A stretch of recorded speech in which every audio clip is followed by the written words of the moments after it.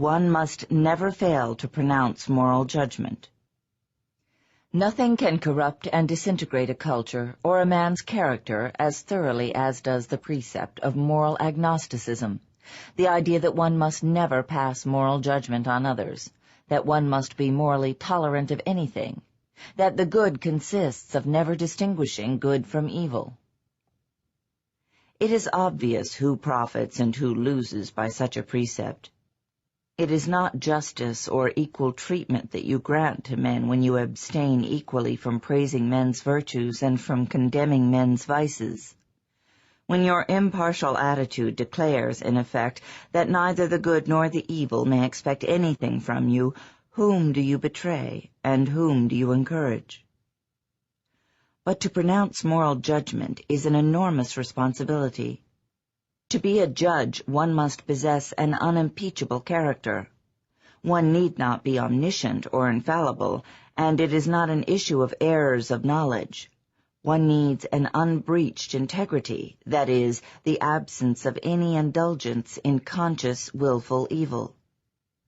Just as a judge in a court of law may err when the evidence is inconclusive, but may not evade the evidence available, nor accept bribes, nor allow any personal feeling, emotion, desire, or fear to obstruct his mind's judgment of the facts of reality, so every rational person must maintain an equally strict and solemn integrity in the courtroom within his own mind, where the responsibility is more awesome than in a public tribunal, because he, the judge, is the only one to know when he has been impeached. There is, however, a court of appeal from one's judgments, objective reality. A judge puts himself on trial every time he pronounces a verdict. It is only in today's reign of amoral cynicism, subjectivism, and hooliganism that men may imagine themselves free to utter any sort of irrational judgment and to suffer no consequences.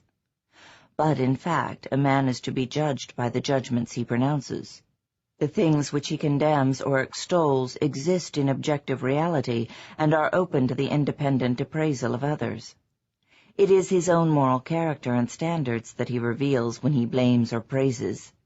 If he condemns America and extols Soviet Russia, or if he attacks businessmen and defends juvenile delinquents, or if he denounces a great work of art and praises trash, it is the nature of his own soul that he confesses.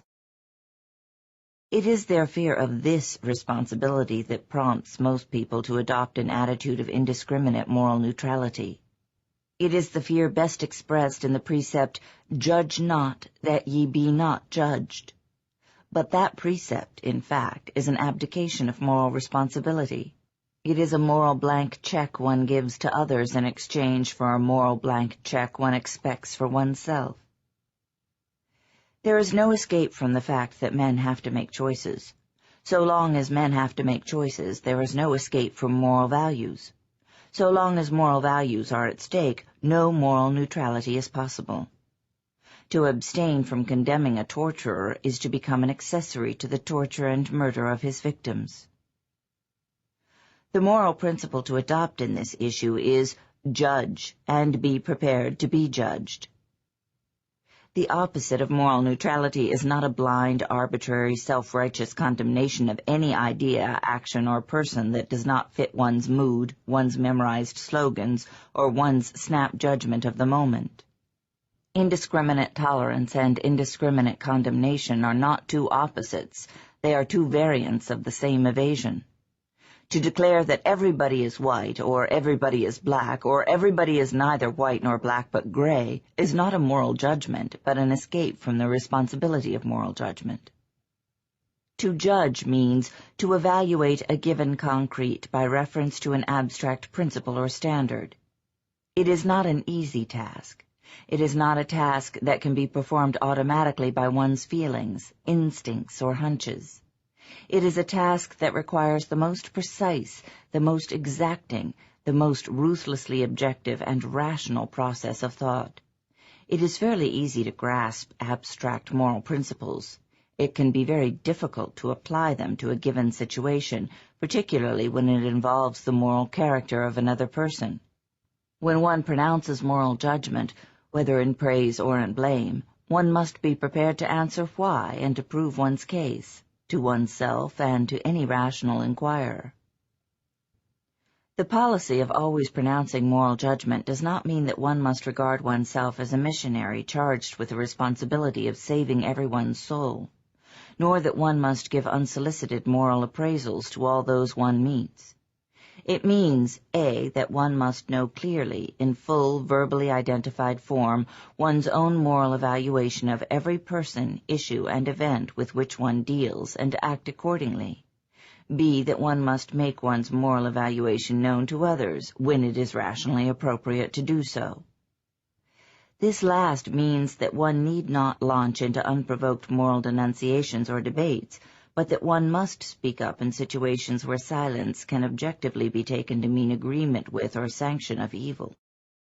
When one deals with irrational persons where argument is futile, a mere "I don't agree with you" is sufficient to negate any implication of moral sanction. When one deals with better people, a full statement of one's views may be morally required. But in no case and in no situation may one permit one's own values to be attacked or denounced, and keep silent. Moral values are the motive power of man's actions. By pronouncing moral judgment, one protects the clarity of one's own perception and the rationality of the course one chooses to pursue. It makes a difference whether one thinks that one is dealing with human errors of knowledge or with human evil. Observe how many people evade, rationalize, and drive their minds into a state of blind stupor in dread of discovering that those they deal with, their loved ones, or friends, or business associates, or political rulers, are not merely mistaken, but evil. Observe that this dread leads them to sanction, to help, and to spread the very evil whose existence they fear to acknowledge.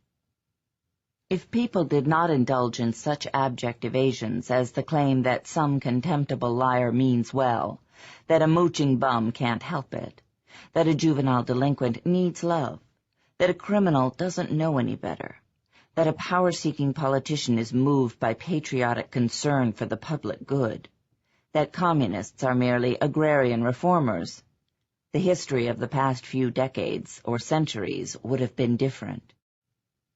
An irrational society is a society of moral cowards, of men paralyzed by the loss of moral standards, principles, and goals. But since men have to act, so long as they live, such a society is ready to be taken over by anyone willing to set its direction. The initiative can come from only two types of men, either from the man who is willing to assume the responsibility of asserting rational values, or from the thug who is not troubled by questions of responsibility.